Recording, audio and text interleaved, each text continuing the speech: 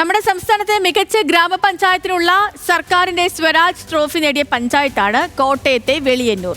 ഭിന്നശേഷി വിദ്യാർത്ഥികൾക്കായി നടത്തുന്ന ബഡ് സ്കൂളിലാണ് പഞ്ചായത്തിലെ പ്രധാന പദ്ധതി.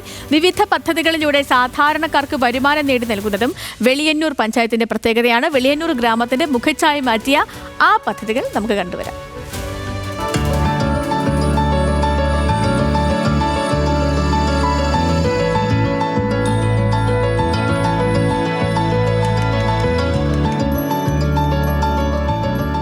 എറണാകുളം, ഇടുക്കി ജില്ലകളുടെ അതിർത്തിയിലുള്ള കോട്ടയം ജില്ലയിലെ ഗ്രാമപഞ്ചായത്ത്. ഗ്രാമീണ സൗന്ദര്യം നിറഞ്ഞു നിൽക്കുന്ന വെളിയന്നൂർ.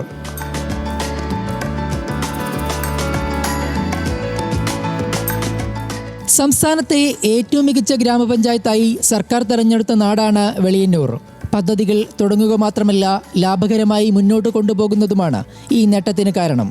അതിൽ ഏറ്റവും പ്രധാനപ്പെട്ടത് ഈ സ്കൂളാണ്. ഭിന്നശേഷിയുള്ള കുട്ടികൾക്കായുള്ള ബഡ്സ് സ്കൂൾ.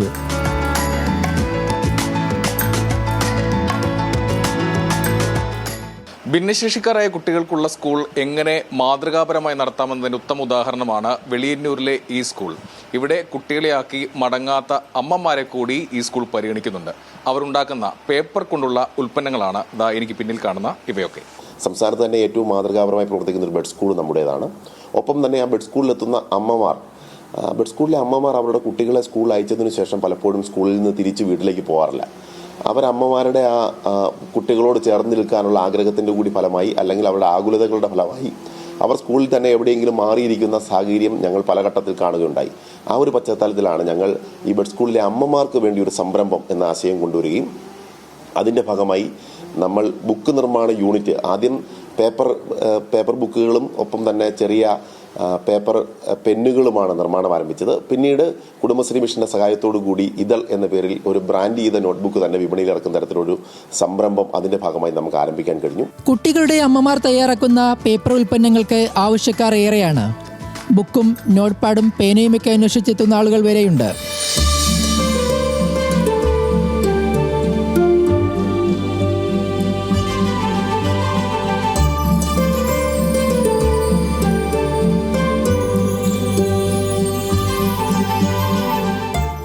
ഇതിൽ മാത്രം ഒതുങ്ങുന്നില്ല, 9 സംരംഭങ്ങൾ വേറെയുമുണ്ട്. ബഡ് സ്കൂളിനോടനുബന്ധമായി തന്നെ നമ്മൾ 3 സംരംഭങ്ങളാണ് പ്രവർത്തിക്കുന്നത്. ഒന്നൊരു ഇതൾ എന്ന് പറയുന്ന ഒരു നോട്ട്ബുക്കിൻ്റെ നിർമ്മാണ യൂണിറ്റ് ഉണ്ട്. ഒപ്പം തന്നെ കനിവ് എന്ന് പറയുന്ന പേപ്പർ പാഡ്, ഒപ്പം തന്നെ പേന നിർമ്മിക്കുന്ന ഒരു യൂണിറ്റ് ഉണ്ട്. ഫിനിക്സ് എന്ന് പറയുന്ന പവർ ടൂൾസ് വാടകയ്ക്ക് കൊടുക്കുന്ന ഒരു സംരംഭം. ഇത് 3 ബഡ് സ്കൂളിനോടനുബന്ധിച്ച് തന്നെ പ്രവർത്തിക്കുന്നതാണ്. മറ്റൊന്ന് നമ്മുടെ ഒരു ഇടിയിറച്ചി നിർമ്മാണ യൂണിറ്റാണ്.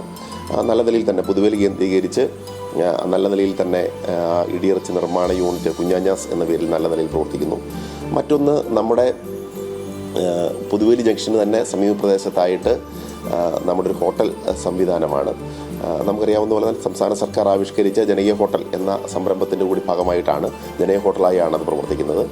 അത് നല്ല നിലയിൽ പ്രവർത്തിക്കുന്നു. ഒപ്പം തന്നെ നമുക്ക് അനുബന്ധമായി ദോശമാവ് നിർമ്മാണ യൂണിറ്റും അച്ചാർ നിർമ്മാണ യൂണിറ്റും ഒരുമിച്ച് നിർമ്മാണം ആരംഭിച്ച് ആ പ്രവർത്തനം മുമ്പോട്ട് കൊണ്ടുപോകാൻ നമുക്ക് കഴിയുന്നുണ്ട്. പ്രസിഡന്റ് പറഞ്ഞ ഇടിയിറച്ചി വിൽക്കുന്ന കേന്ദ്രമാണിത്. പഞ്ചായത്തിന്റെ പിന്തുണയിൽ നടത്തുന്ന വിൽപ്പന കേന്ദ്രം.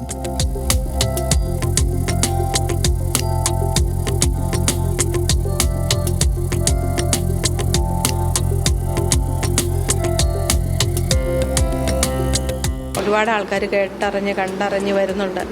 വാങ്ങിച്ചുകൊണ്ട് പോയവർ വീണ്ടും വരുന്നുണ്ട്, ഇഷ്ടപ്പെട്ടുകൊണ്ട്. പഞ്ചായത്തിൻ്റെ സപ്പോർട്ട് കൊണ്ടാണ് തുടങ്ങിയത് തന്നെ. ഞങ്ങളുടെ പഞ്ചായത്ത് പ്രസിഡൻ്റാണ് ഇങ്ങനെ ഒരു സംരംഭം തുടങ്ങാൻ എന്നോട് പറഞ്ഞത്. ചേച്ചിക്ക് അത്യാവശ്യം ഉണ്ടാക്കാനൊക്കെ അറിയാമല്ലോ, അപ്പോൾ അങ്ങനെ ചെയ്യുമെന്ന് പറഞ്ഞിട്ട് ചെയ്ത നല്ല സപ്പോർട്ടുണ്ട്. പഞ്ചായത്തിൻ്റെ പിന്തുണയിലുള്ള കുടുംബശ്രീ ഹോട്ടലും വൻ വിജയം. LED നിർമ്മാണ യൂണിറ്റ്, അച്ചാർ, ദോശമാവ് നിർമ്മാണം, ജൈവവളം, അങ്ങനെ പദ്ധതികൾ നിരവധിയാണ്. ഇത് മാത്രമല്ല, ചെറുകിട പദ്ധതികളിലൂടെ 180-ലധികം ആളുകൾക്ക് തൊഴിലും വരുമാനവും ഉറപ്പാക്കി മാതൃകയാകുന്നുമുണ്ട് കോട്ടയത്തെ വെളിയന്നൂർ ഗ്രാമപഞ്ചായത്ത്. ബിനിൽ ഇല്ല സാബു, ന്യൂസ് മലയാളം, കോട്ടയം.